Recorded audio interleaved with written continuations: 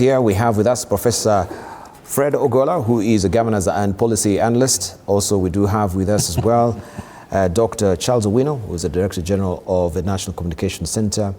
And also we have with us Dr. Werunga Simiyu, who is also the CEO of Africa Security and Strategic Studies. And we shall be looking at how the day has been so far. Most of you were at home. You never, of course, went to work or got to your business. They were shut down today, and unfortunately we've lost lives as well. So we want to just see where do we move on from here, and what silent lessons should we actually pick up from today. I want just to begin with you, Professor Fred Ogola, just to give us a perspective. You have been on the ground. Ali Ogola was talking with you on phone. I could hear a lot of noise, cacophony, of course, of it around you as you're proceeding towards processional way. So did you reach there? Yes, I did. You did? Yes, we were in processional way. First of all, I did in the morning when I saw the barricade, when I arrived at 6 a.m. in town, because I was having a media interview within town. So I went there, I saw the barricade, Procession Road. I also saw the one next to Arboretum, next to State House Girls. And of course, now we were prepared that there was a barricade. But when we began the morning, we began with the mass at Holy Family, then went to lay flowers. We had actually requested the police to allow us to go and lay the flowers in Parliament. Mm-hmm. But of course, the barricade could not allow you to put the flowers in Parliament. So we put the flowers on the barricade. So can you imagine those expensive flowers we bought for our dear fellow Kenyans who passed on, and we only left them on the wire mesh. I think I felt disappointed, but of course, we had to just follow the police order because the law had been gone. Because they should say law and order. The law had been violated, but now there was order that we didn't want to confront the police, so we took it easy. But the best way to summarize this day is that there was the good, there was the bad, and there was the ugly. So what was ugly was about these things like you talk loss of life, because we didn't want to have any loss of life. What was ugly was the beating the policemen. Some of them beat somebody with a Werunga. Actually, I was even involved in giving first aid right in front of Holy Family. Today, Holy Family did not have a first aid place, though Jamia Mosque was giving one. All Saints also, there was no first aid like last year on 25th of June. So the ugly scenes were the town was completely deserted. No one would be able to do normal business in town. I'm sure I saw people who had newspaper events that told me, Professor, if you guys are doing all this, we can't even have food today. So of course, that's the loss of opportunity to do business, to build the country, to build the nation. So we became more of running and chasing nation than a working nation. Of course, now when you come to the good part of it, actually the bad, because the ugly was just very ugly. The bad part was that there was a lot of extra force being used. I don't think these people deserve to have that force. Like there is a time I saw a young man being beaten very thoroughly with some rope, and I thought that was just a little bit too much. Then you see 3-4 policemen confronting one person who is unarmed after he had even nothing even on his hands. So how can 3 policemen, descend on one man? But also saw a video circulating, I think Charles was commenting on it, that there's a policewoman who was beaten by the protesters. I can't confirm because it was not my eyewitness, but in case if that happened, I think that is part of the bad part of the Mandamano. But the good part, which I like, I'm not extremely happy, but I like it, that there are some policemen who are telling people, go back, go away. You know, I like that. And say, I want to pass. Then you go back. You know, that conversation, I found it very friendly. Because normally they throw something at you. Normally they beat you up. Then when they refuse to do, they were given Owino. You know, this Owino thing, even my mother gave me, so I remember. I think Charles and I come from the same village. And I'm sure he knows my mother is called Nyager. They are very good in Owino. They gave us a little bit of that. So I thought that was a little bit friendly. I mean, it's just telling you, don't come here. So unachapwa kidogo. Of course, they should not be beaten, but I'm not saying beating them was good, but that was better than what I could see earlier. So the good, the bad, and the ugly. And of course, I hold that some places like in Kangware, I have information that looting took place. There are fires, for example, the one in Kikuyu. I'm sure somebody who puts fire in a building, this is somebody who really planned. But the only thing I don't like, I see a narrative which is spreading across the board, which is not a good way to look at this day. I'm sure Charles is going to tell you. But before you go to the narrative, I just wanted to ask, also you are on Processional Way. Yes. Heading to State House. Yes. You know very well this is a protected territory. Yeah. What was the intention? No, we were just trying to achieve what we can achieve. Which was what? To go to State House. That was the day we were to go to State House. To State House? Debal, I have a petition which is before the court stating that declaring State House as protected area is unconstitutional. In fact, this is a pre-colonial thing. It doesn't exist. But yeah, that is... I even have a letter from the former Inspector General advising me on the violations, but we are in court. I can tell you, Debal, when Trump bombed Iran, Americans went before White House. This protected area, which protected area? That's a public space. Why are we trying to look so special? If you are a president... But as it stands, the law takes preeminence right now. Yours is still a petition, right? That it's not been given any ruling by the court. It has no constitutional backing. There is no chapter. And I want to tell anyone to challenge me, which article, which chapter of the Constitution declares State House as protected area? There is nothing. There's nothing like that. These are acts of parliament, and there are way too many. Parliamentarians make acts just to protect themselves and put people far away. Let me tell you what, the Constitution is supreme to every other law made on the land. And any law which is not compliant with the Constitution is not really above the Constitution. So according to me, I would expect, a professor of your intellectual provenance should be, of course, fully, aware that having status as a protected area, it is just for the stability of his country and for security of the presidency, who is, a stabilizing figure for the country. But you see, when you hear... So there is an act. When you hear the Gen Z say the fear is over, the fear is gone, we've lost everything in this country. Who is leading us in breaking the law? There was no law we broke. We were just going to State House. If they came out and said you're not entering, like we said, we are laying flowers in Parliament, and they said you're not entering, because these things were people are noticed, people are given notices.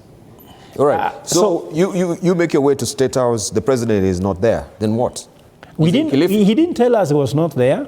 It was in rumors. So I don't know whether he told you. Was he to tell you that yeah? Debal, we had written police notices, I can show you, in all, even state houses. I've ever done that to all state houses, that people should go and take petitions about this matter. Because what's happening, my brother? People tweet, people tag him, he doesn't listen. People shout, he doesn't listen. So I wanted to tell him now, physically, if you call somebody in your nearby house and they don't pick their calls, you send them an email, they don't reply. Now you might actually be forced to go and knock the door and say, hey, I'm talking to you. We are thinking, there's a president, but he's not a human being. We wanted to have a feel and touch. Does he have flesh? I mean, when people are dying like Ojwang's case, and you don't even care, you hear what they're talking about, and Raila Odinga, do they have a feeling? You understand? So we were checking, do these people live? And they never told us in any letter or tweet. He's talking in the evening, saying he's in Kilifi. Did he not appear and say, I'm in Kilifi? If he was in Kilifi, he could have told the nation, anybody coming to State House, don't come because I'm in Kilifi. Because his officers knew we were coming. That's why they guarded the place. The officers knew we were coming, that's why they put the wire mesh. If the officers didn't know, then why? Which means our notice reached him. So he knew we were coming. Why did he not tell us how in Kilifi? Then we say, okay, if you are in Kilifi, let us plan how we can come to Kilifi, or send other members of the public to see you in Kilifi. So, according to me, Debal... So suppose he gave you audience that he was in State House, then what would you have presented to the president? I think we could have told him about insensitiveness. We had demands, isn't it? Our demands are very clear. The so-called one-term, half-term, that was not the demand. But justice for Ojwang meant that the Inspector General do not need to be in office. The DIG don't need to be in office. Murkomen do not deserve to be in office. I go to all police stations, Debal, and I see my brother Ojwang lying at Chiromo. Yet I see the Deputy IG having his picture in all police stations in Kenya, all. Where on the right we have Langat, we have Kanja, in the middle the president, and on the left we have Langat. Yet he said he stepped aside. What is stepping aside? And then the guy writes a letter as if he owns Kenya by saying, I am stepping aside and my sister will take over. If my wife leaves me, she can't tell me I'm going, but my sister will stay with you. No. If she leaves, she goes. She cannot delegate when he's outside office. So you're saying we are being cooked here. Thank you. So I was feeling that the president needs now to listen to us, because we didn't vote for Langat, we didn't vote for Kanja, we didn't vote for Murkomen, we voted for him. And he's the head of state, legitimately elected. You understand? Yeah. All now, because of Raila, now they know that he was elected, because Raila is not opposing the election. You understand? But now the thing is that we want him now to save us. We cannot go to see and say Langat should resign. He can be fired. Parliament can impeach him. None is happening. We've told parliamentarians, impeach this man. They can't do it. Right. Let me come to you, Dr. Charles Owino. And I know fatigue has really broken you, just looking at you and speaking to you over the phone as well. But thank you for showing up. I really do appreciate. You have had many engagements like this during the day as well. And also you have an early morning. But unfortunately, you know, we have young Form 4 student who's part of, you know, the numbers of them that have lost life today. And we've been talking about this protest, and from last week, that the police should not use excessive force, live bullets. What's happening? What is happening? Dibal, unfortunately, what I know best is police work. That's what I've done for many years. And police officers are simply officers of the law. Their duty is to maintain law and order. On 13th of June, in Nairobi, I don't know about other cities or towns, families of 5 people who lost their lives, 4 mothers and a brother, to the people who lost their lives last year on 25th, notified the police that they would be having a peaceful demonstration. Yes. In Nairobi. And that they would assemble, get to Moi Avenue, Kenyatta Avenue, get to Parliament Road, and present a petition at the OP. After the notification, their notification was acknowledged by the police, and they met the police briefly on Saturday, and they were to come back on Tuesday for planning. The planning was that this is a peaceful demonstration, and they were to agree on a point of assembly. Where would people assemble? Because, you know, we have had other demonstrations in Nairobi, and you've seen what has happened. People looting, people coming from all sorts of directions. It does not mean that the persons who organize for these demonstrations or processions are the ones who organize for the breakages and the theft. You know, there could be goons or other people who do that, which should be part of police work to stop them. They didn't come on Tuesday. They didn't come yesterday on Tuesday. Today, in the morning, these families and Chief Justice Emeritus Maraga and former MP for Ndewa were at Nation Center. They had a TV interview while Akina Professor were in Holy Family with the former Vice President and the rest. The families and you know, they are the ones who are they are the ones who invited Kenyans to this peaceful procession. They were in Nation Center. They had TV brief, and then from there they came down at exactly 10 with the former Chief Justice. And they briefed the press. And just before, because when they left, I got onto NTV, and we could see all the live actions taking place in the streets and in other parts of the country. Immediately, they were to start their procession. Some young men lit fire on Kenyatta Avenue.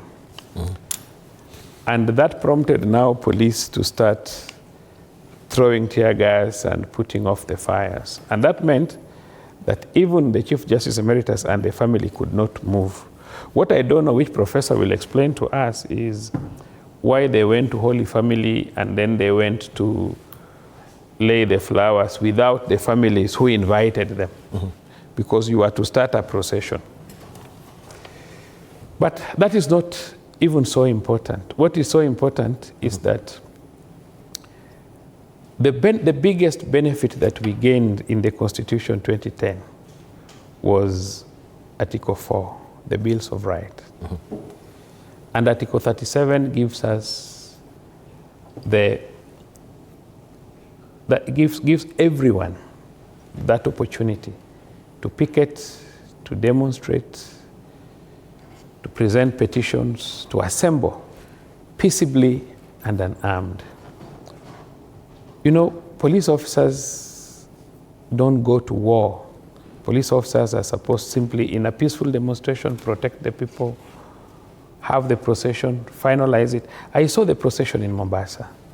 It was wonderful. They moved around, and finally, when they finalized, the gentleman who was the convener declared that the procession was over and everyone to go home. What we saw today in Nairobi was not a peaceful procession. It was a well-organized anarchy with intention to cause chaos, because everywhere, you see, these young men had blocked roads, and Professor, it is not just the lady, the policewoman who was beaten up. Even an armed police officer was beaten up. He fell. I'll show you even the video. We saw it live. And he had his gun. And he had the ability to shoot. So you see a group of people who are out, you know, it's like people who have taken bangi and or have taken drugs, provoking a policeman to use his firearm.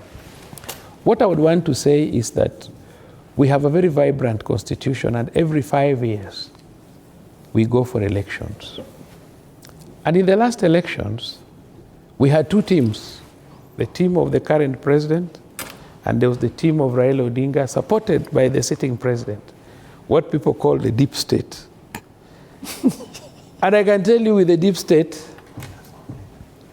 the Azimio's team lost because of the manner in which IEBC has tried to organize elections, to an extent that elections are finalized at the polling station. So if you are organized at the polling station, and Professor and I, we come from a constituency, the only constituency in Luo Nyanza which has a non-ODM MP for 2 terms, where we come from. And we are very proud of that, not because we hate our brothers, but the level of democracy and how we can exercise.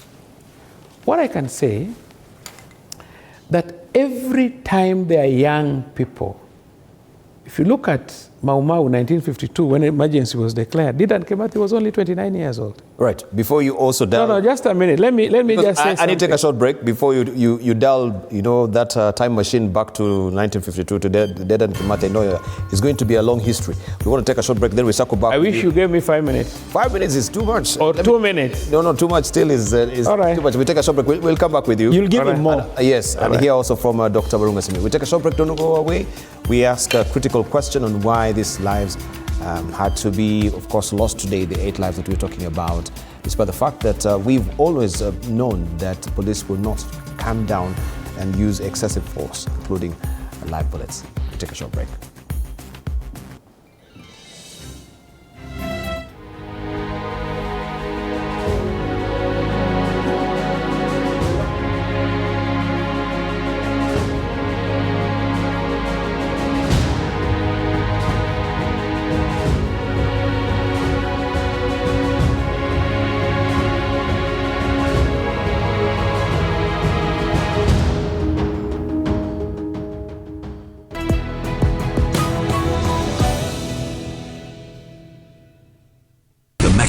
The red tape, the hardball, the shame, the glory, the secrets, the covert, the overt, the good, the bad, the ugly, the wins, the losses, the squabbles, the treaties, the twists, the turns, the tenders, the contracts, the game, the drama, the spats, the dossiers, the scandals, the naked truth, even their clandestine meetings. Everything you ever wanted to know, now you'll know with a new boldly reimagined and revamped Star. Grab a copy of the Star because smart people read the Star. Naivas is 35. We are celebrating you, our customer. Every week, shop at Naivas supermarkets countrywide and enjoy amazing deals from home essentials, electronics, hygiene products, fresh products, non-food items, and many more. Naivas saves you money. What are your academic goals and aspirations? Mount Kenya University is here to enable you achieve your goals. I'll be taking you through this introductory part. You can study online through our electronic learning. We also assure you of timely completion of your studies, as well as give you a wide range of academic programs to choose from. Ready to blend academics, talent, and extracurricular activities? Enroll with us today. Mount Kenya University, unlocking infinite possibilities.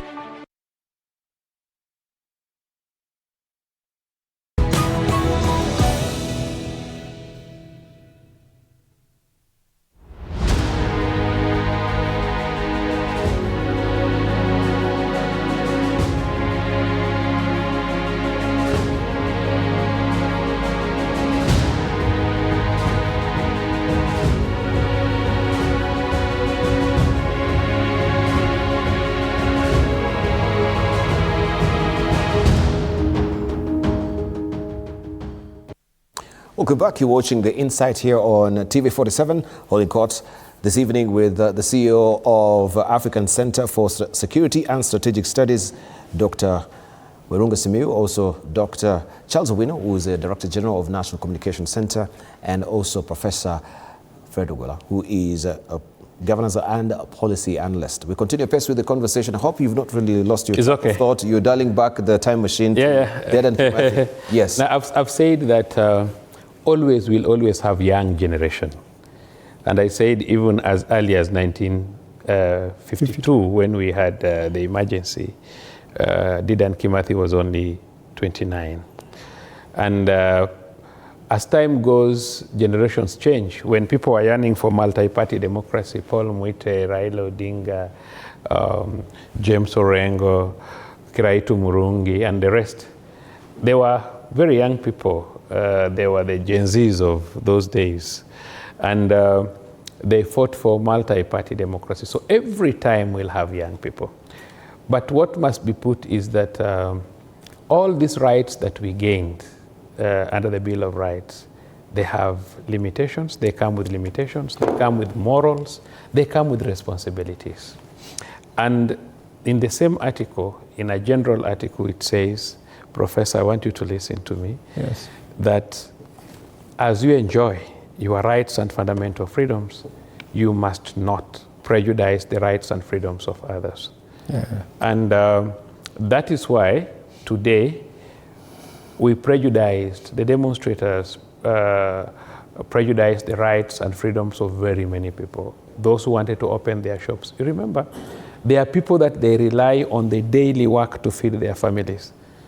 So I would just ask Professor that as we agitate, it's good to agitate. It's good to poke holes on areas that we think government is not doing well. It's our government, and therefore it is a responsibility to point out what is not right.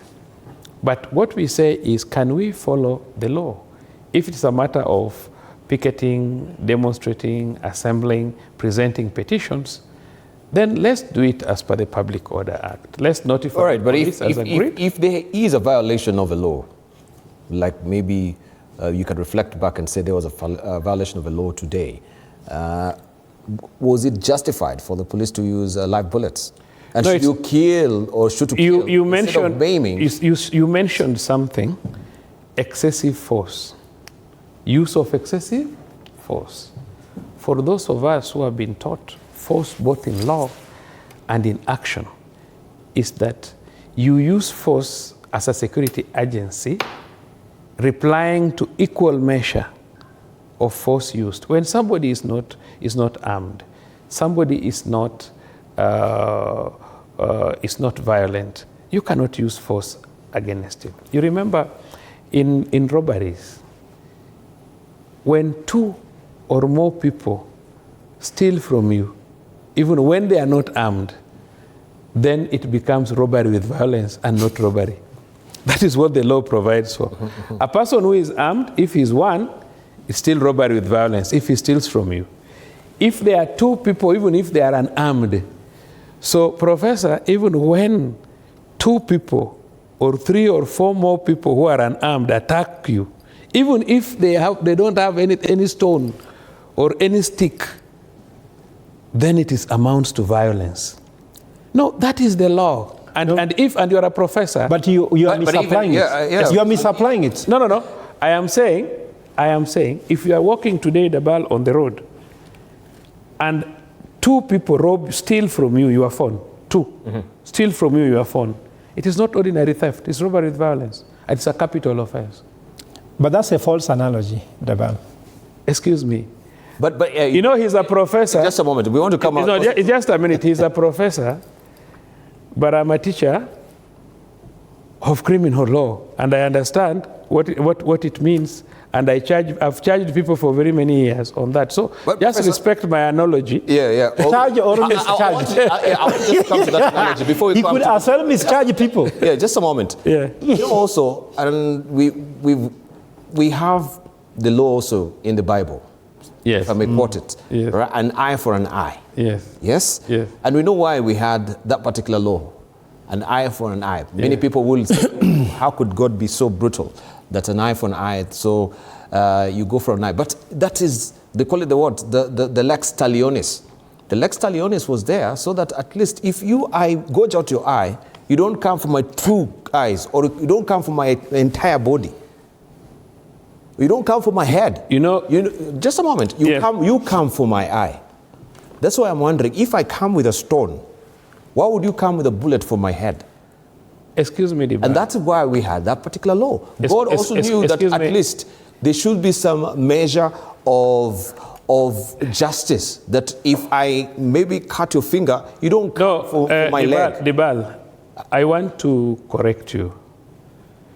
I know you read a lot and you understand the social contract law.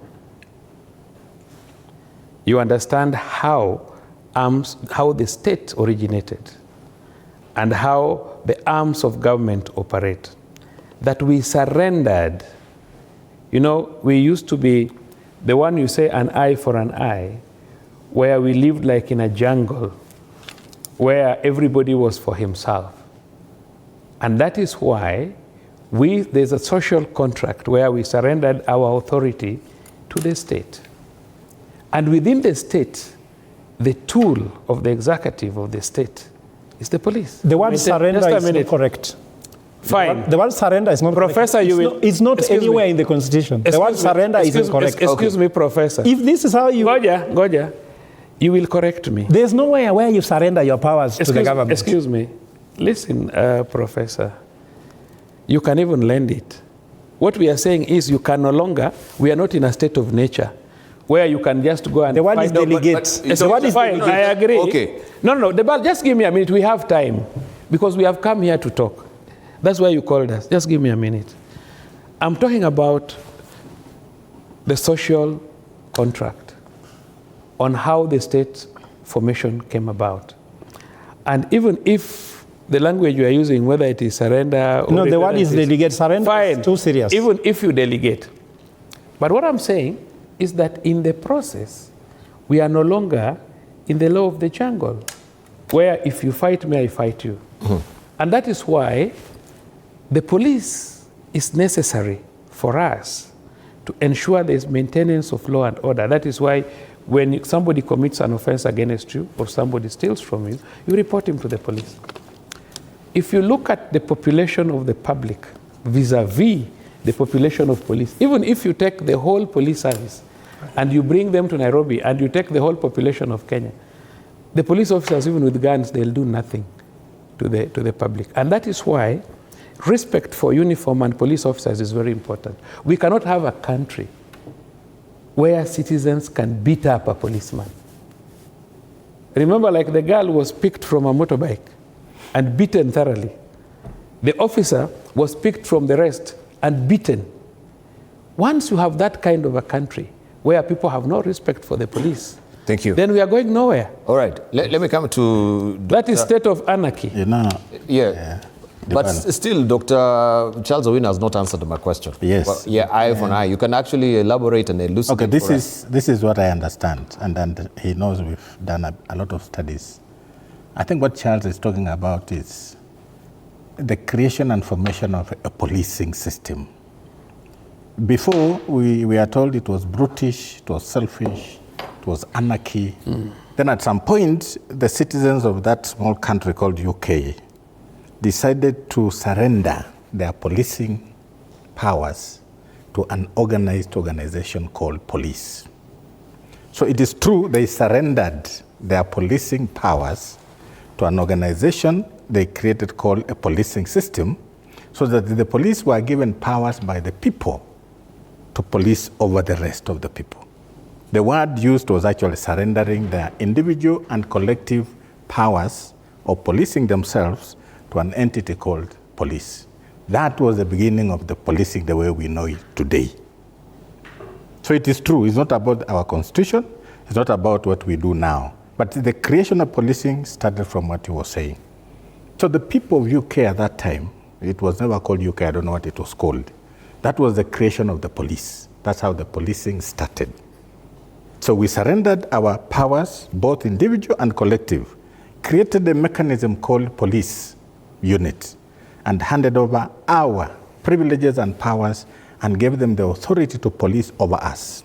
So that instead of me coming to you for your eye, I report to the police to take care of my grievances. That was the beginning of policing the way we know it today. So it is true. The creation of policing was as a result of people surrendering their powers to an entity to manage the community. So that's what I wanted to speak about on that one. But that does not speak to what Professor is saying about our constitution. Constitutions came about as entities and nations came about. In the UK, like you know right now, they have no constitution. Up to now, they have no constitution. The Magna Carta. It is called what? Magna Carta? Not even Magna Carta. There's something they use, but they have no written constitution in the UK. And that's why I'm saying when the policing, when it started, there was no constitution, there were no laws, there was nothing. So the people surrendered this thing to them. And then because the British were all over the world, the empire, the whatever, and I think they were a major empire for about 200 years. The longest, I think, because the rest, the Alexander the Great, Bonaparte, they never stayed long like the British. So because they don't have a constitution, this thing evolved into a system. Now the people started discussing how to manage the police. Because at some point, they started overstepping themselves. So that's when the issues of an act of creating the police came about. And that's why we picked from the rest of the world, picked from that. When you go to Russia, they have their own systems. But eventually what has happened is the people, even in Russia, as a federation, because the USSR came after the Second World War, they also surrendered everything to the monarchy, who created the system to police the federation.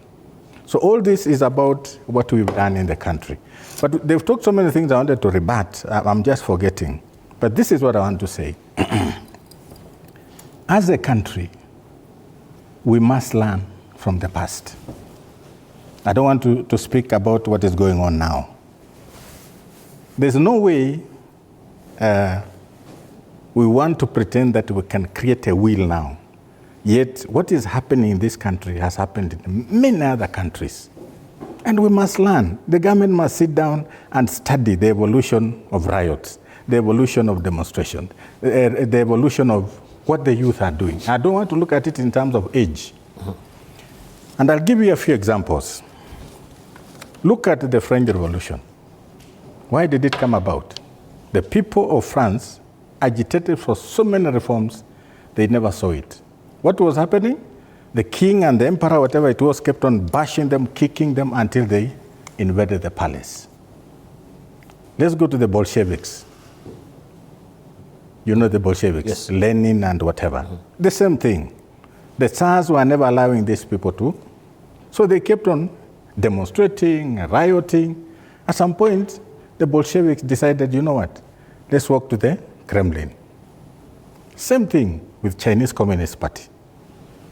When they sent the fellows who are now in Taiwan, the same thing. So we must, as a country, sit down and ask ourselves, is this something new? So the fact that we are not allowing ourselves to study history does not mean we shall manage our youth.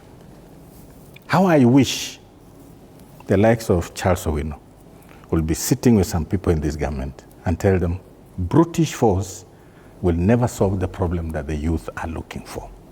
The youth want answers. The youth have asked us to do 1 or 2, 3 things as a country. The youth are not seeing it happen. Do we deal with them by killing them? Do we deal with them by arresting them? Do we kill them by truncheoning them in the streets? History must guide us. And that is what I think this country has refused to learn.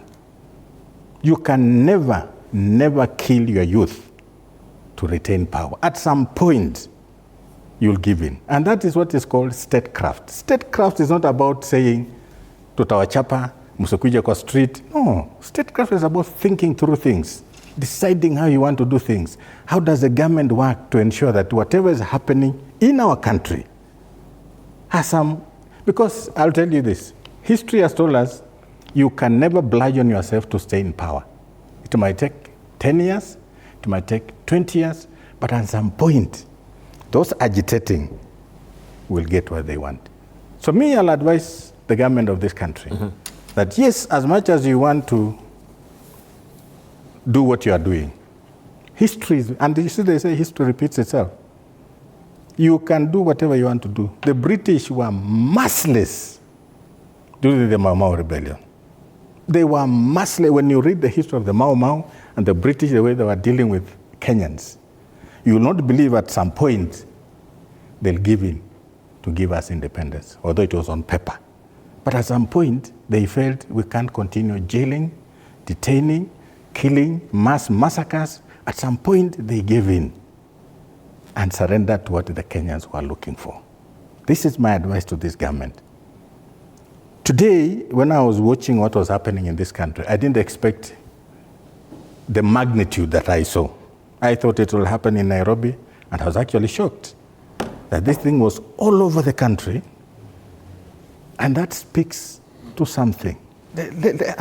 I'm praying that some people in this government can sit down and say, what can we do?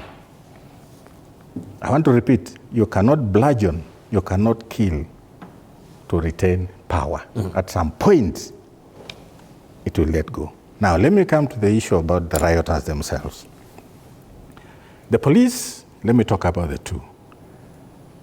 You see, if you have asked for permission, not permission, you have notified about your demonstration, picketing, for the fact that you went to ask for that, to notify, it means you are following the law. And because you wanted to follow the law, if the police tell you we shall give you escort, then follow the law. What we are seeing about some youth who are infiltrating very good intentions people who are demonstrating, that they are becoming violent. Now, how do we expect, and I'm not speaking for the police, I've worked with them together for many years, but this is the reality on the ground. When you go, you've decided because you think you want to follow the law. You've gone and notified the police, you've agreed on what you need to do. At some point, it transforms from a demonstration, a protest, into a riot. Now, if you're going to riot and burn cars, steal, that is no longer a riot. It's no longer a demonstration, but a riot. It's no longer a protest. And that calls for a way the police are supposed to deal with it. And I'm not saying the police are doing the right thing, but you see, the fact of the matter is, when you transform from a protestation, and that's why I was speaking the other day, that the police need to be trained also, how to manage a crowd. It's called crowd control. How do you manage this crowd so that when it transitions into a riot, as a police service, you need to know how to deal with it. And I will disagree with Charles kidogo too. He knows better than me that when they were being trained on how to manage crowds, the tools in place to use are also graduated. You don't go to the final. So first they will start with the truncheons. That's why they have truncheons. Secondly, they'll have rubber bullets. Thirdly, when it's becoming a danger to the police officer. Life-threatening to the police officer. That's what I'm saying. When it becomes a danger to the police officer, they use live bullets. But even that live bullet is not indiscriminate. It is supposed to be targeted. I've been trained when I was a military officer. So normally you are told, you look at the leading agitator. When it gets to that point of using a live bullet, you look at the leading agitator, you take him off. Take him off or maybe? No, now you are getting to a point where your life is threatened. That is level 3. You have him killed. Truncheon. All right, so you're threatened with what weapon? Stones, cocktails, truncheons. I can help. Yes. Let me just finish that line, then you will add. Let him finish. I want him to add after that. So what happens is graduated. Truncheons, mumeshindwa. Rubber bullets, mumeshindwa. You only use live ammo as a last resort when that officer's life is a danger. But even at that moment, they are trained, I know, although these days they are never trained. You don't shoot indiscriminately. You pick. But that's not what we're seeing. See, that's what I'm saying. No. So now, just a minute. let me just finish. So now what I'm trying to say is, even as we look at what our youth, and let me tell you, the youth have legitimate concerns. Any parent. But the way we are handling them is why it is making it so difficult for us to rein in our young people, because we are doing it the wrong way. First, the state is not doing it well. It's not doing it right. 2, they are using the police who have refused to be professional. Not all of them. But I said the other day that even as we use the police, where are the commanders on the ground? Because Dibal, when we are trained, and Charles knows, when you are sent to the street, there's a commander appointed. The sub-county commander will either appoint the OCS or they'll appoint somebody to be in charge of that squad. Now, in the realm of command and leadership, command and control, that commander has serious responsibilities that he or she must answer to the state. So if we get to a point where the police are helter-skelter, you don't know who is in charge, you don't know who is giving instructions, the first thing I'll have expected is that that officer who was appointed to be the commander must be the first to answer. That officer who shot a Kenyan and killed by a live bullet will take individual and personal responsibility. But the leadership, the management, and the control of that riot squad must be taken back to the command on the ground. No, Dibal, before you go, let me help him. You will give him more time. Okay. You will give him more time. Let me just say something about what he said. Please respect law and order. He's the anchor. Let me add. I'll give you my time. Huh? Yeah. I'll give you my time. Don't worry. You know, Dr. Murunga his background is military, and you know, police, unlike military officers, find themselves in situations where they have to act on their own. True. Without opportunity to refer to their books or their superiors. And that is why many a times police officers take individual responsibility and not collective responsibility. So for the military, what is the role of the commander? I'll explain. I'll explain to you. Yes. For the sake of the military will never make any single action without the commander, because you many a times don't deal with the social matters. It's war, and war, you know, you plot, and you don't save, you kill. That's what you do. But for police, every time you need to save lives. No, that is the fact. So what happens is that in an ordinary command structure for riots, we group officers in what we call platoons of 32. These platoons of 32, only 4 out of the 32 are armed. Those armed, there is a sergeant who is in charge of the armed officers. Who not the 32. No, in the 32, yeah, he's actually the overall commander. 32, yes. At the same time, he is in charge is the one who gives directives to the ones who shoot. But you see, and then we have the baton men, 8, that is 16, plus the 4 plus the 4 armed men, that is 20, plus the sergeant, that is 22, plus 2 corporals, that is 24. Then we have the first aid people. Then we have the gas gunners, those who hit using the tear gas and so on. Those are called gas gunners. So that's 32. That organization happens in an organized system or crowd, where you are dealing with a sane crowd that is organized, where you are facing a crowd. The first thing you do is that if the demonstration becomes riotous, it stops to be peaceful demonstration. The first thing you start with is a proclamation. Yes. Where you say, watu wote waliokusanyika hapo sasa wanaamuriwa watawanyike na waondoke mara moja bila kusababisha ghasia yoyote. That is the proclamation.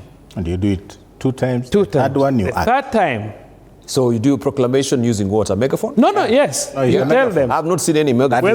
Whether it's a microphone or what. I've never seen any police it's giving because this of, let me tell you, Bal, and you are exposed. You see, a country like UK, you cannot go demonstrating everywhere. There is a square for demonstration. In Kenya, they tell you, we will be marching from Central Police to Harambee to Kenyatta, to Moi Avenue to Kenyatta Avenue. One is coming from Thika, another one is coming from Lolongo, wengine wanatoka juu. But why is there no provision then for a public square where excuse me, my brother, can come and demonstrate? Excuse me. If there's no that facility. I am the expert. I wish you could listen. You know, this is why we are not getting order. You know, if we could be listening, you know, I'm the expert, you are not. You are questioning me, and I'm trying to educate you and educate Kenyans on. You see, we are so disorganized. These things we are doing, like what we did today, was not a demonstration. This was anarchy, organized, planned to cause mayhem. If it was a proper demonstration, organized, and we had people, and they had the convening officers whom you can talk to and question. My brother, the action where an armed police officer was beaten and taken down, and he still had his gun, was a justifiable circumstance for that officer to even shoot and kill. But because of too much kelele, and we want anarchy, that officer he restrained himself. I can congratulate them. And even their colleagues who could see them getting hurt and beaten, never used their firearms. They were justified to use their firearms and kill. All right. And that is the law. Thank you. Yes. Let me come to Prof. So we must congratulate them for restraining themselves today. We would have lost very many people. We must congratulate them, but still, one life lost is one too many. I agree. Including our students. So I agree. That's why I'm asking you. No one was maimed. No one was maimed. People got injured. No, but no one. These lives could have been maimed. I wonder what our Form 4 student will be such a threat to a police officer. What was he carrying? You are talking casually. No, because you don't know the circumstance under which he lost his life. When we will be having an inquiry into the cause of his death, we will be able to know. We went back to black, didn't we? Anyway, today, let me not be the devil's. No, but we went back to, so there was no actually any viewership that we could have seen what really happened on the ground. But I want to just come to you, Prof, and ask you, looking at this. Let me first of all help my fellow.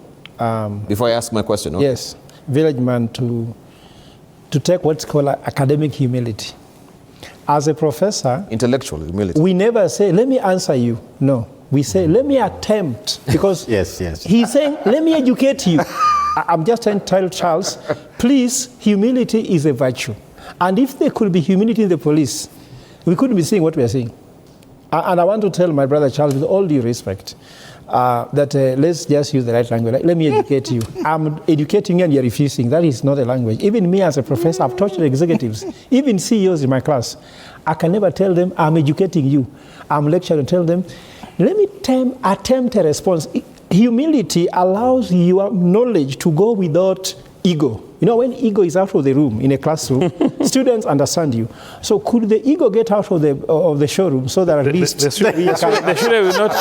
The student is not getting me because of my language. Yeah, ego. Yeah, just take it out of the There's room. something Professor is forgetting, that the manner in which he has been socialized to teach in class is different from the manner I've been socialized. So I'm helping you compare the notes. No. You are trying to help me, but what I can tell you is the mode of you know, when I talk, when I give command, it's not similar. But you're not in a command. This is studio. No. That guy should give the command, don't you? This is studio, I admit. Okay. But anyway, there's language for operation. So, Debal, anyway, let me go to the point. First of all, the following went wrong. When I was on the street, we got notice live coverage has been banned, isn't it? That was worrying. But I want also to go to the point he was talking about. There are hierarchy of laws. The first hierarchy of law, there are three hierarchies. The first law is called divine law. This is given by God. The natural law actually comes from just nature. For example, don't do to others what you don't like to be done to. It's natural law. And then, of course, that's why now we derive our legal laws. And then now you can go to other laws. I think I leave at the three. So most of the time, legal laws, some of them tend to clash with natural law. Like you're trying to say, when somebody has a stone, why should you have a bullet? When someone has a bottle of water, why should you throw tear gas at them and pierce their ears?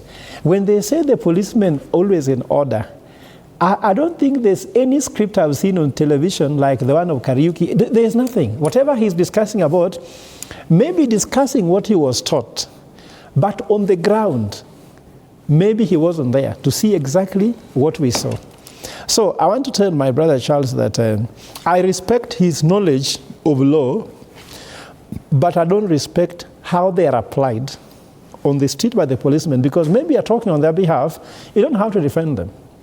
Let them defend themselves, because there is no need of creating a police spokesperson the way you used to do. Now you're in communication. Just try to communicate to Kenyans. What should Kenyans know when to go to the street? Like now, there are some countries that before you go to the street, they tell you what to do. No one tells you, they tell you be peaceful. But Debal, have you ever been told exactly how to be peaceful? You know, there should be everybody wants to be peaceful, but how should they be peaceful? And there's normally a lot of no discussion between the citizenry and actually the policemen.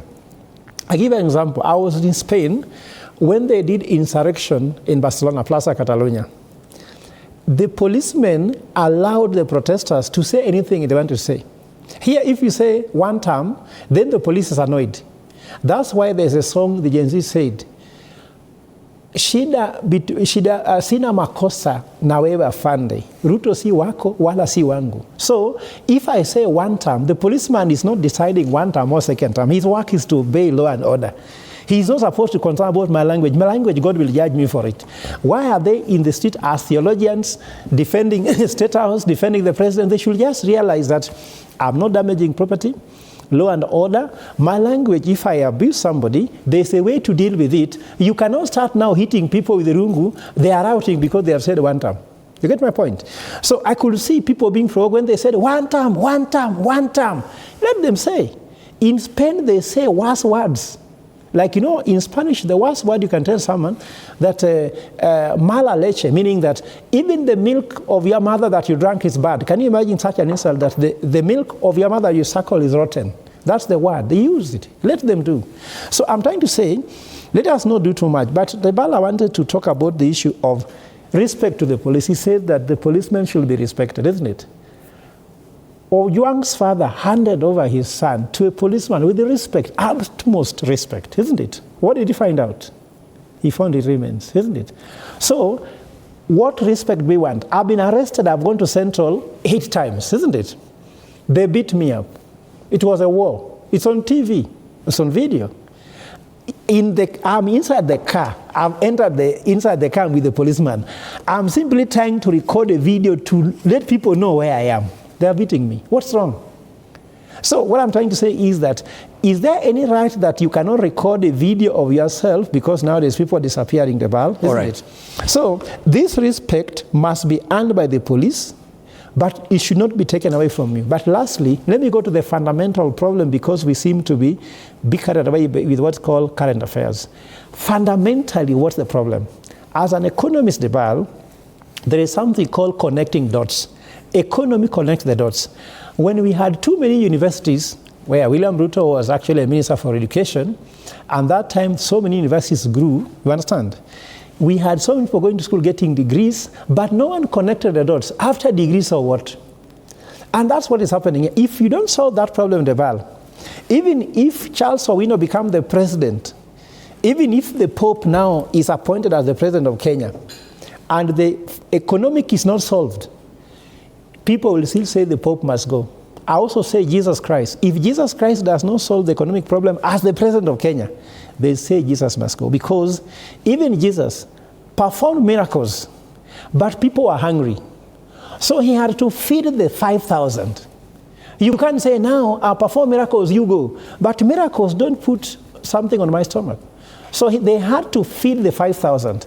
These young Kenyans are simply saying, we are hungry. We have no jobs. Debal, I'm asking the president, one thing that will help him, getting a job in Kenya, you need seed capital. You call tarmacking capital. Example, they'll tell you need police clearance. Kwani, hujawahi fanya kazi, umeiba nini? They tell you need EACC clearance. These young people. Then they tell you, you have to photocopy all your certificates, your ID, everything, and certify them with the lawyer. Why you are spending money? So I'm saying, even help, I'm asking the president, after 2 years of help, when you have not got a job, they should waive it. Because then, if you cannot get help clearance, you are disadvantaged. Thank you. So the poor young people have not listened to them. And I'm asking Mr. President, please listen. Because look here, I was with them, asking them, guys, after what you have done, what do you expect from the president to say this evening? They told me, first, we don't want him to talk to us because he's talking from point of no knowledge of what we want. Secondly, even if he promises us anything, he won't fulfill. So the social contract he talked about also to do with social legitimacy of delivering in office. So these young people are protesting because they have waited for too long, and Kenya Kwanza government doesn't know how to keep hope. Because look at their language. Their language, they're arrogant, the ego is too big, until we actually interact with their ego, not them. So when they don't know how to communicate, Uhuru, because they ask me, how comes after only 2 years we are doing? Uhuru, maybe, if he didn't do anything, at least he kept them hopeful. Kibaki kept us hoping because the economy was growing, employment was there. I was a banker. Some of my fellow bankers resigned to go start a business. Starting a business, Kenya is hard. Professionals are suppressed. If you speak, you are in trouble. Thank you. Thank you, Prof. We want them to address the fundamental problem. Demonstration of this is not what they should solve. They should be solving why should we come to the street? And we should not come to the street. Young people like us are in laboratories doing robotics engineering. For us, we are carrying stones on the street. Why should we carry stones and some people are, are using a mouse? Thank you. Let me come to Dr. Owino and just ask you, you know, we've heard it from the president calling for a lawful and peaceable demonstration. And people are wondering, is this sufficient enough when we have, in the face of growing national discontent, should we have a national dialogue, as I said, so that we get to hear these expressions, this angst? How can we channel all this? You know, you saw them really coming out in force today, largely across the country, 25 counties, you know, elbow out and eager beaverism of the youth. How can we channel this energy into, you know, a very constructive political engagement that also can accommodate policy shifts moving forward? Because we cannot bury our heads in the sand. There's discontent. Dibal, first of all, I'm happy that Professor is talking about youth employment. President William Ruto was elected into office in August 2022. He was elected based on a manifesto which had 5 pillars. One of his pillars was to look on agriculture. Another one was on micro, small and medium. And Professor, I don't know why you are laughing. As if... I'm just happy you are going back to where I want us to discuss. Yes. You talked about the SMEs. Micro, You're still coming back to my question, I hope. Yes. Micro, small and medium enterprises. The digital superhighway, 100,000 kilometers to be done, affordable housing, and the health program, the universal health program. That is the manifesto in which President Ruto campaigned. And that is what he's trying to do. Equally, when President Ruto took over government when we were running to elections in 2022, you remember, a basic thing that nobody may want to talk about today, that the government was struggling to subsidize the price of unga.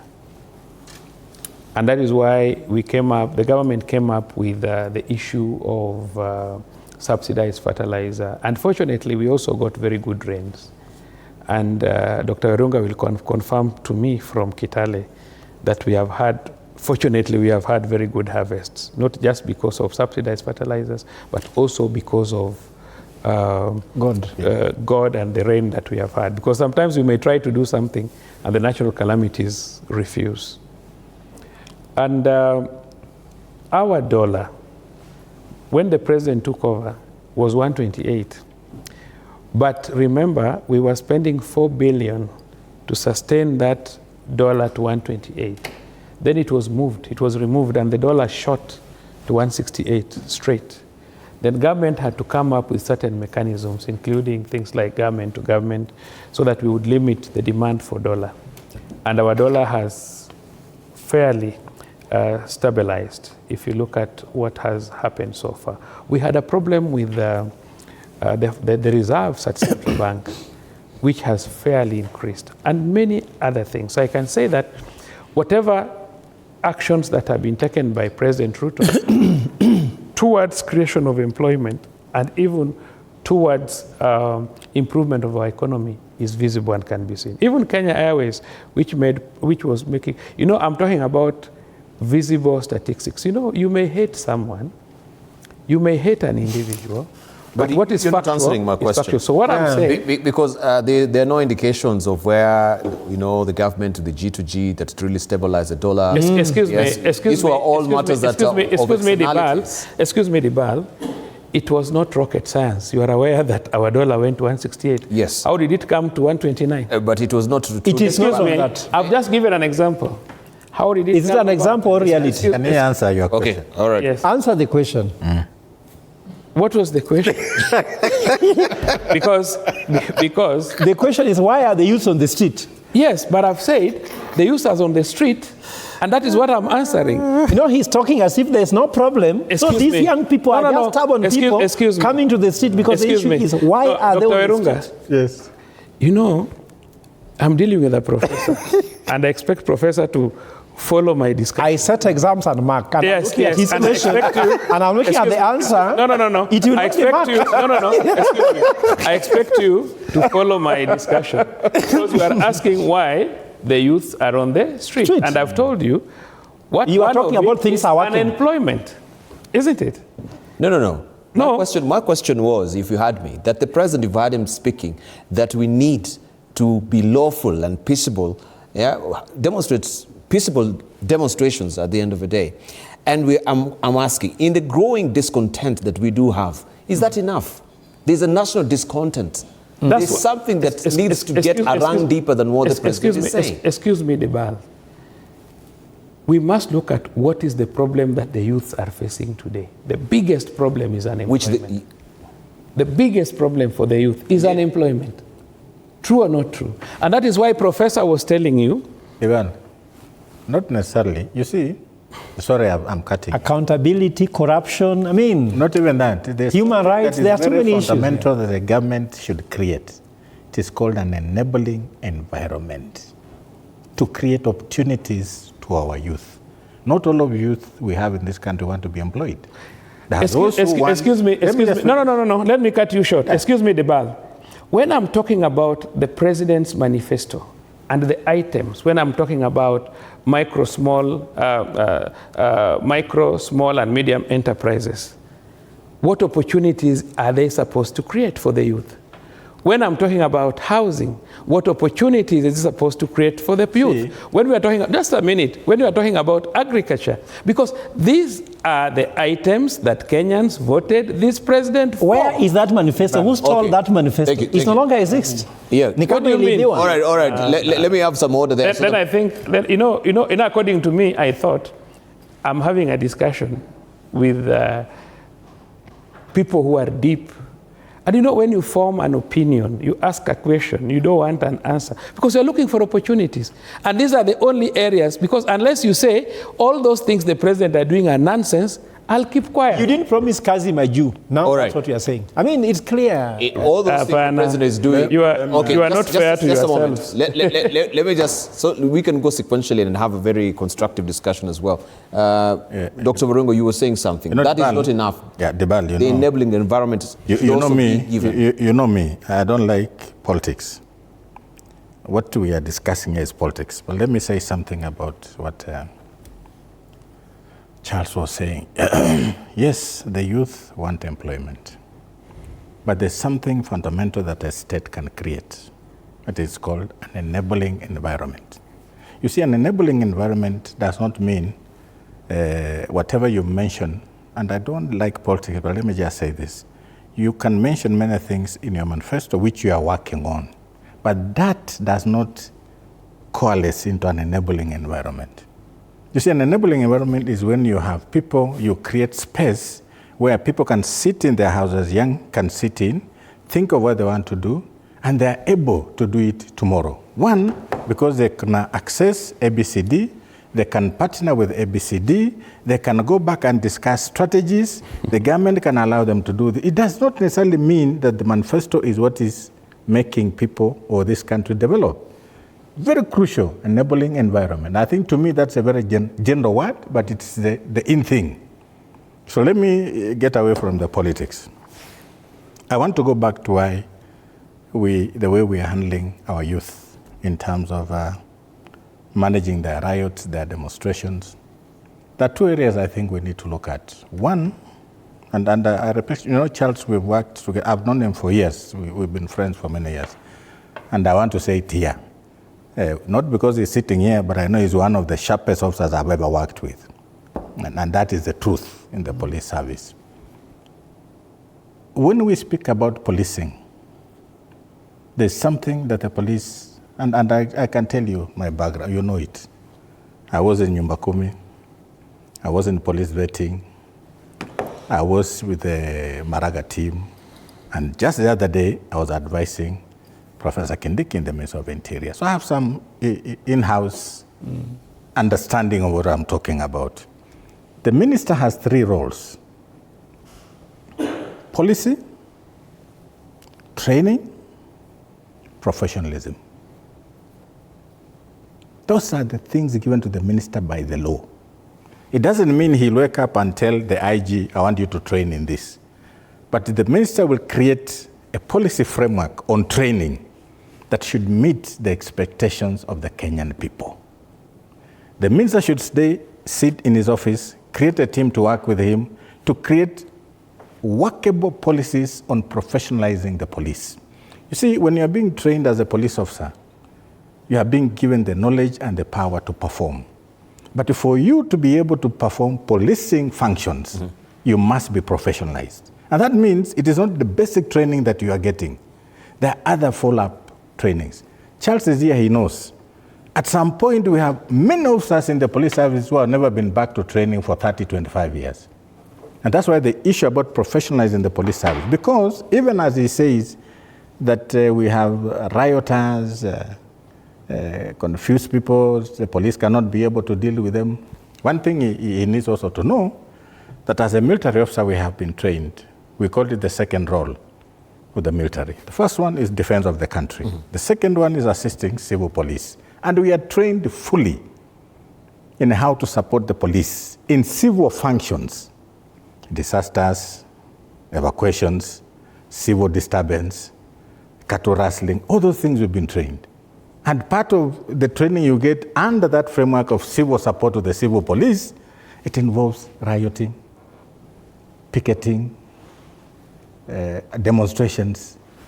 And that is, I mean, we don't speak from zero. We've been trained, and it's a very crucial component of our training. Of course, I left many years ago. Mm-hmm. So what I'm trying to say is this. The military will never come to the streets if they know they don't understand what you are doing. And that's why when they're being prepared to go and do some things, they're normally put together. Like now what happened, remember the last time they were sent in the streets. They didn't just walk to the streets. They were brought, I think, to Langata, given some understanding of what needs to be done, then they walked to the streets. So we know, the military knows their role under civil support to the civil police. So what I'm trying to say is, if we look at the graduated response to what happens on the streets, our police have not been doing it well. Because we said, one, use truncheons. Two, use rubber bullets. Then third, you can use live ammo. Number three, what I've not also mentioned is they also have, he called them what? Gas people. Gas gunners. Gas gunners. Mm-hmm. So they also have the canisters. The canisters. Mm-hmm. So what I'm trying to say is, our government, and it's our government, to be honest, you cannot bludgeon your way to peace. What we are seeing in our country, and I speak as Professor, he calls himself a strategist, which I like because that's my area also. So when you sit down, Diban, there's something in strategy we call scenarios. Mm. You build scenarios. So I sit down and I'm looking at where we're heading as a country. And I look at how the police are behaving. I look at how the police are reacting. I look at how our politicians are also reacting to these things. And Diban, if the government wanted to have people to sit down and actually build scenarios on how the government can deal with this issue positively, it is very possible. But I think that's what we are lacking. So what we are having are reactionary things that are being done by the government. We look at the youth. Some of us will say, yes, they have legitimate demands. Some politicians will not want to look at it as legitimate. They turn it into tribal, ethnic. But at the end of the day, as a country, we must sit down and ask ourselves, what are these things the youth are asking? Even as we use our police, even as we speak bad by politicians, at the end of the day, this country must deal with what the youth are asking for. They must. And cannot run away. Yes. Fantastic. All right, 11 o'clock on the nose. I just want to take a short break. When we circle back, of course, we shall be winding up the show. And just also to tease out some of issues that have been raised here. And people are wondering, should this day be marked as a national day of remembrance, memorialization of the lives that we lost last year, 2024, and even lives that would have been lost along the way through police brutality? That is a question that is also coming to bear on the other side of the break. Don't go away. You're watching The Insight here on TV 47.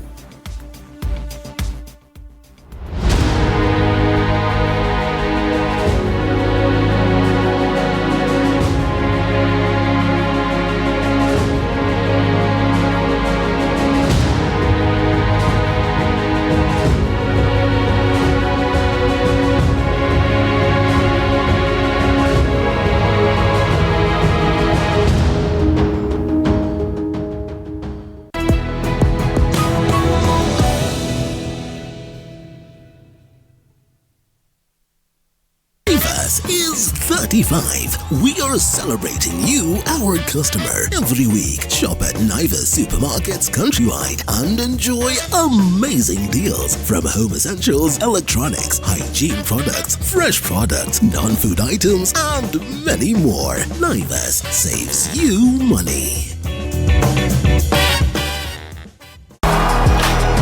Equip Africa Institute, which is the TVET arm of Mount Kenya University, offers competitive market-driven programs with a niche in medical and health sciences, hospitality, tourism and travel studies, journalism, information technology, engineering and marine studies programs, and driving. You have a wide range of careers to choose from. Our entry grade is C and below. Enroll in our Thika, Kitale, Nakuru, Malindi, Mombasa, Kisii, and Nairobi campuses. Welcome to Equip Africa. I am well equipped for the future. Equip Africa Institute, promoting competence, innovation, and excellence. Msikilizaji, Radio 47 station yenye watangazaji wa haiba kuu, Captain Emmanuel Mashumbe, MC Jaffe ama Able nchini Kenya. Mimi naitwa Alex Mwakideu, Ali Hassan Kauleni. Tunavuma Mkamburi Chigogo, ni Manucho the Young Gola, Dr. Funike, Katela Maisi, John Maloba, kwa kishindo Mama Taifa Eva Mwalili. Naitwa Baruk Mwalimu. Bwana mimi naitwa Billy Mia ukipenda kamanda wa hizi shuli. Na bado jina langu ni Fred Arocho. Lizmit Beatrice Maganga. Hii imeenda ni ya kutikisa. Kate Kuno, the Queen of Rumba. Lucky Heriano, Edwin Simiyu, Collins Lusweti, Wadi Mwema. Wewe uchunge bwana, kitu nzito itamaliza wewe. Radio 47 hapa ndipo.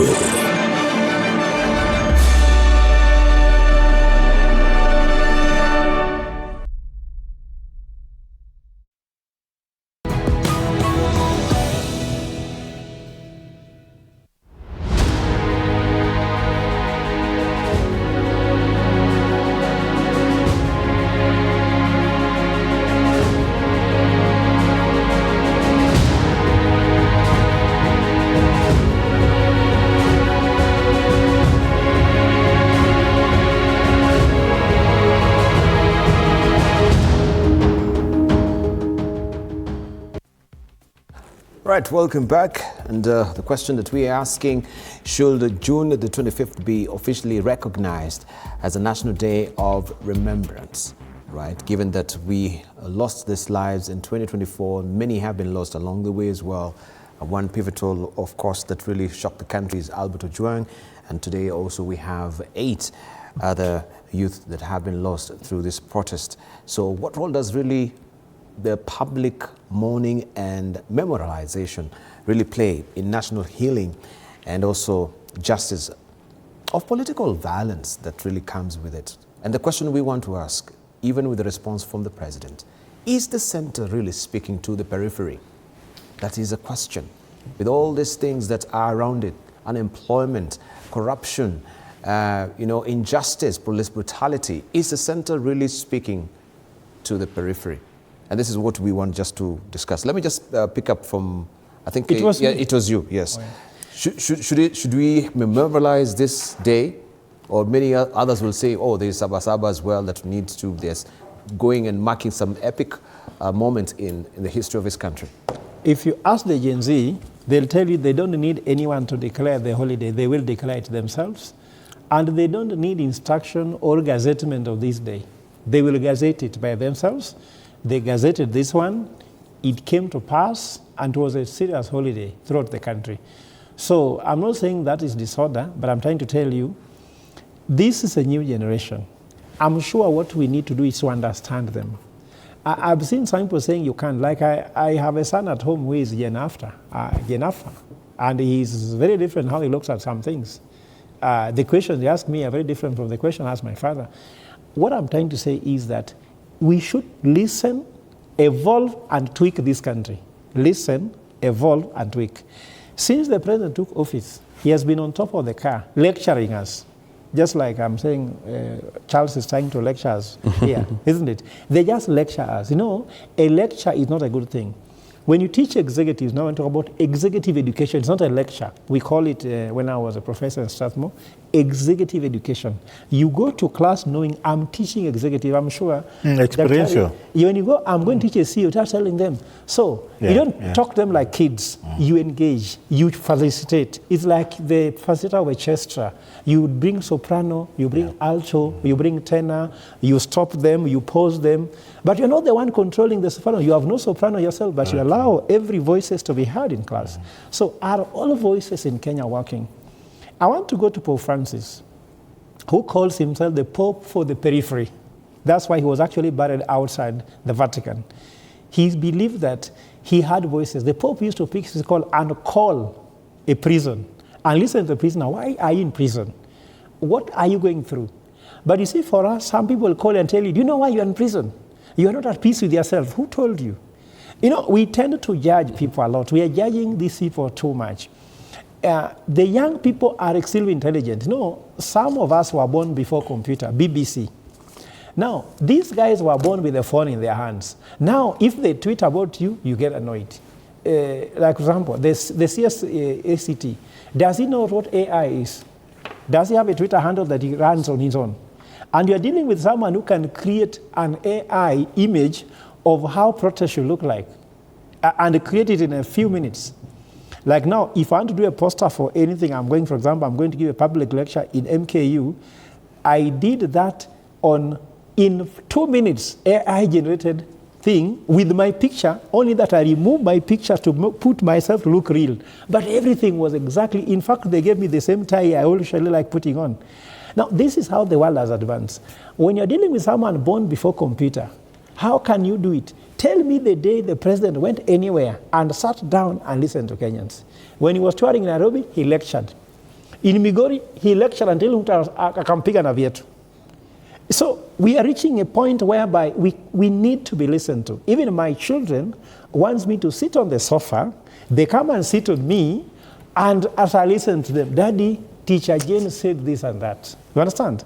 I don't tell them, why are you not doing your homework? They listen to me. So we need to be listened to. But let me tell you what.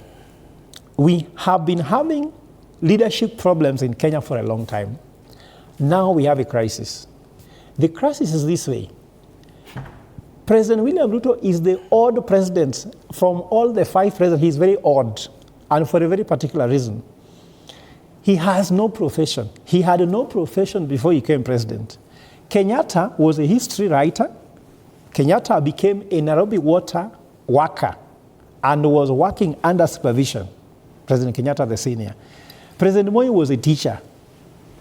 Uhuru Kenyatta worked in KCB Bank, became the chair of even whatever, but that's it could be political appointment. Ruto says that when he finished university, his first job, he said himself, was being an MP. Is that a profession? So does he know how to account for things? So if he's an odd one out with no profession, can he deal with professionals? You know, he began by rearing chicken. That is what he said. No, he said that his first job was an MP. Rearing a chicken is business, but this is now a job. You know, rearing chicken is not a job, that's business. But so many people are rearing chicken, even me, I'm rearing a few, but there's not helping me very much. So what I'm trying to say in short, you know, Debal, you are working here. You report to somebody. Somebody can give you a show cause letter, isn't it? I've received show cause letters. Your stomach grumble, but then you still obey authority. Has he ever received a show cause letter? Has he received a warning letter? That's why when Gen Z says something, he gets all worked out and he throws very harsh words like, you guys are criminals, your parents never brought you up, you are a lost generation, you understand? There's a demon in you, you understand? You are non-patriotic. These words, he's used them. You know, a father, I was told that a father should never use adjectives on a son. Don't tell your son you are lazy. Tell them you woke up late. Don't tell them you're a late comer. Tell them today you came 5 minutes after the time. Because when you describe someone that daddy says I'm lazy, imagine if my son knows daddy knows I'm lazy. Say that daddy says I'm lazy. Or daddy says I'm stupid. You can't tell your son you're a stupid person.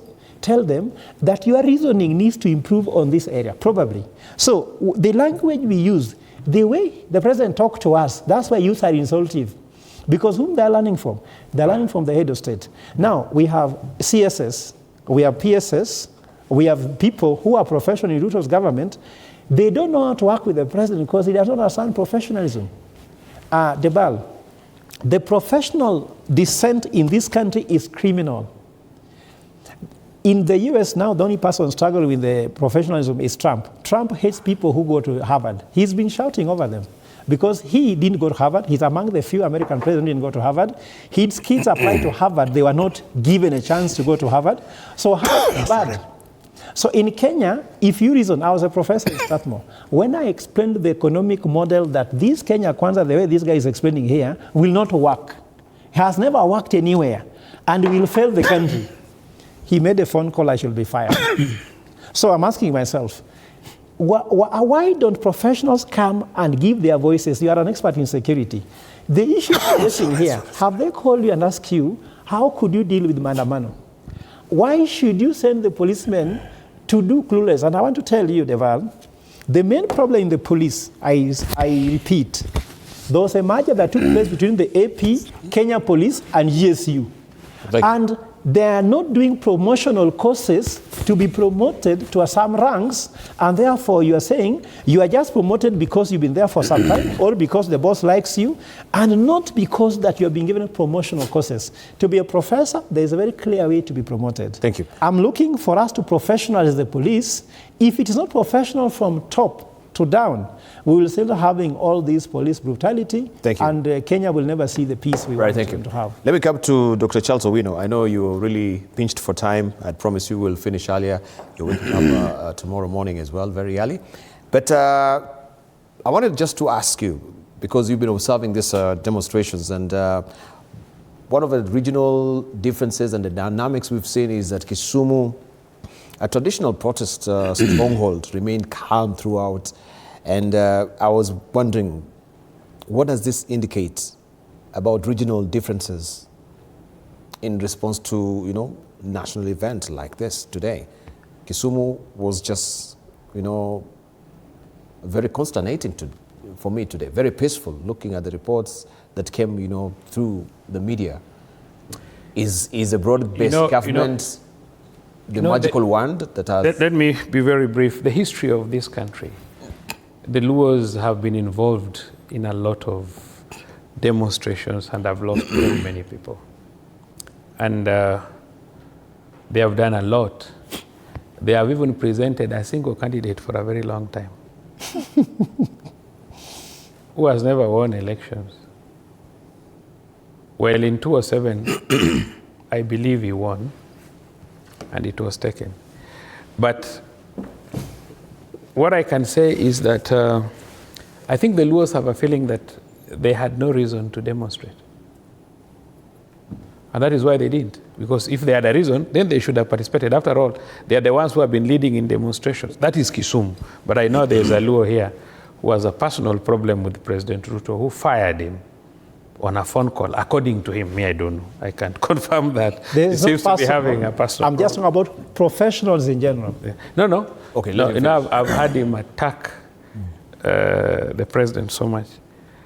So what I can say is maybe he has a personal problem. Unfortunately, him and I, we don't have personal problems. We are even neighbors and friends. But what I can say, I think the Luos, this time, maybe they didn't have a reason to demonstrate. And maybe it could be based on the arrangement they have with government. And they have no reason to demonstrate. That is why maybe they did not. I've never participated in demonstration, by the nature of my employment could not allow me to participate. But I would make a very bad one if I were to demonstrate. I would be worse than him. So I believe that could be the reason. But lastly, Dibal, let us still agree that rights and freedoms and fundamental freedoms come with limitations. Let us observe that. And even our children, we must take them through moral obligations, teach them issues of hard work. I don't think you're a professor just because some government sat somewhere and made you a professor. You worked for it and you earned it. So even the young people, you've seen what is happening. If you go to Central, where we had very good example of hardworking people, you find parents complaining that the current generation, most of them are drinking. You remember we even, at one time, we could not even get enough babies from Central. There were a lot of issues because of boys drinking and women were demonstrating. So we have had a lot of problems. No, I'm talking about factualities. And we have had a lot of problems. Even down at home, Professor, today, if you go home to the village and you are looking for somebody even to do some little work for you, it's very difficult. It's very difficult. No, what they want. Most of the boys, yes, are, and even politicians, the current crop of politicians that we are having. If you go down there to campaign, nobody listens to you. He knows. We have done that with him. You start talking to them, telling them what you want to do. Wanasema wanataka kupanga laini. So this is the generation, Professor. He does not want to teach, wants to be babied.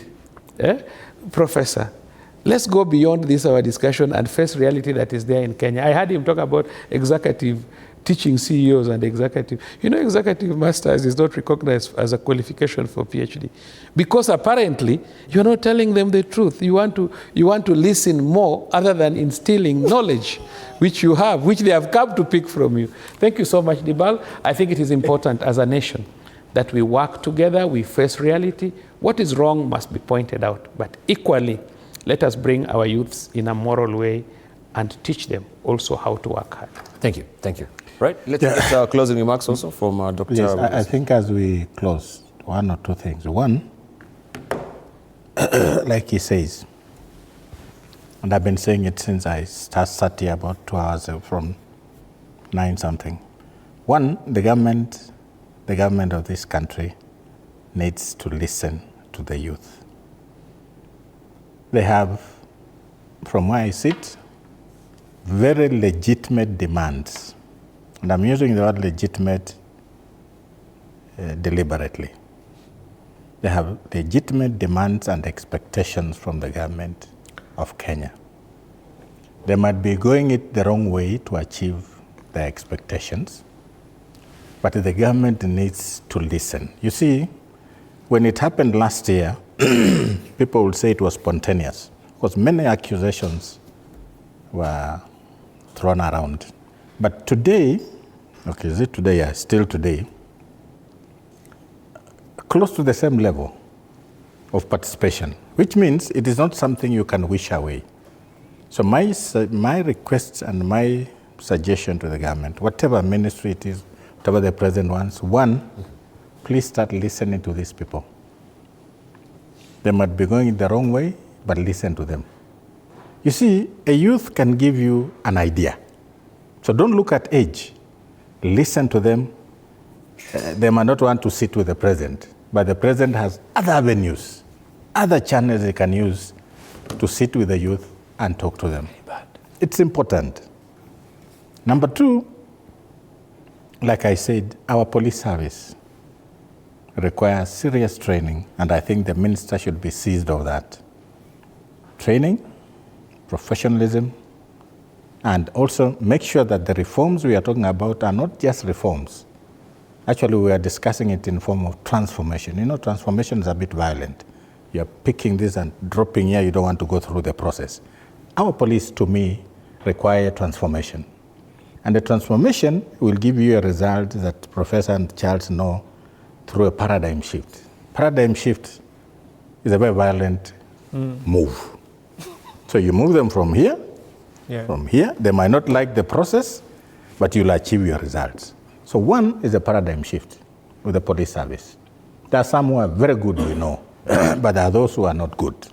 But I think as a country, as we go forward after this, we need to sit down. And I like saying this, I have a bit of some insight, I understand now, because I've been, like I said, I worked with Kindiki in his office. I was with Maraga for 1 year, the Police Reforms Task Force. So there's something that needs to be done, and which should be done.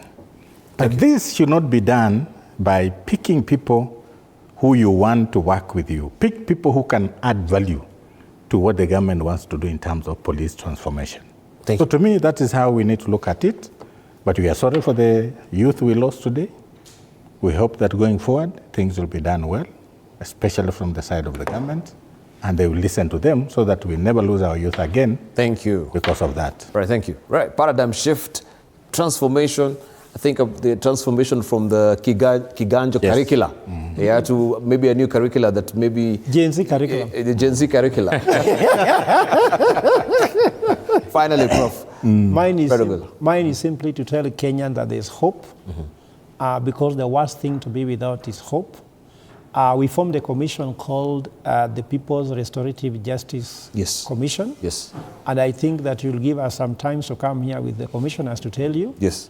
But we are going to ask people to oath again, never again, but we are going to solve the issue. But we talk about restorative, meaning that even before you talk about prosecuting the perpetrators, most important thing is to give peace to those who are victims, who are still alive, especially in those who have lost people.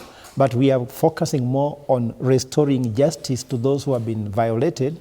Is when now we'll go to prosecution. But it's something that needs to be explained. But I want just to tell the country that I look at the headline for the Standard says that it's a Black Wednesday. As a Catholic, I only know about Ash Wednesday. But I look at the headline seeing Ash, but they have said Black Wednesday. Maybe they say Smoke Wednesday, but they say Black Wednesday. I don't feel that some headlines also should be a little bit less sensational. And I think that for the young people where they are, I'm urging them that they start to look for 1, 2 things they want, rather than just saying one term. They should identify 1, 2 things that if done, the one term will take place. And I know that Kenya Kwanza still don't know how to listen to people, because even if we tell them, we've said everything really on TV, they still don't know how to listen to people. But I'm also urging that the country needs to pull together, because as we are looking and saying we're waiting for 2027, these young people are dying. Like 9 people died today, 400 injured according to the Standard newspaper. And we don't want to continue counting this thing. It's just painful to hear. We can't do a commemoration of the dead and we lose 9. Because I'm sure we do memorial in our culture, we have memorials in our culture, but that day no one dies, we drink together, we celebrate. And I want this to be a celebration. Commemoration should be a celebration, not pain. I know that young people, maybe they wanted to show rage because of it, and let me tell you something, maybe you don't know, that Charles don't want to tell you. The plan for 25th today, yes, it was supposed to be very peaceful. The women were to walk to Parliament and give the flowers, and the men were to stay away. That was what was said. But when Ojwang died, Kariuki died, anger rose, and then it went out of control. No one planned. I don't tell Charles, for policemen to believe that always people must be paid to go to the street is wrong. Maybe they're the ones who must be paid to come to the street, but for us, we're not paid. But policemen were paid, they were at work. For us, we're not at work. For us, we came to commemorate, but rage came. So let us also understand that these young people are not the kind of demonstrators which used before, mobilize, paid. Ford Foundation never gave their money. When you see their money, no one really paid this thing. People went organic. Now, that's what I'm trying to say. The government needs to listen to the emotions and to the dissent the youth have. Thank you. And address them. Thank you. Thank you. Thank you. Dr. Charles Owino, the Director General of National Communication Center, thank you for coming. I really do appreciate your insights and the sacrifice and being amazingly patient as well. I want to thank you, Professor Fred Ogola, Governance and Policy Analyst. Thank you for coming through. And as well, yes, we've talked about the People's Restorative Justice Commission. I came through that particular article as well. It's a citizen-led transitional justice body established in response to widespread state violence, unresolved historical injustice, and growing impunity in Kenya. And you have core mandates there: restoration and healing, documentation and truth recovery, ending impunity, state capture, institutional corruption, corporate and institutional accountability, justice system reform. It goes on and on. I think, yes, we can afford maybe some time to delve deeper and find out why you're coming up with this particular initiative. Thank you so very much. I really do appreciate it. And finally, Dr. Werunga Simiyu, thank you for coming through, who is the CEO of African Center for Security and Studies. And I want to thank you also for being amazingly patient. I know it's sticking up to 11:30. I really do appreciate your company. Thank you and have a restorative night.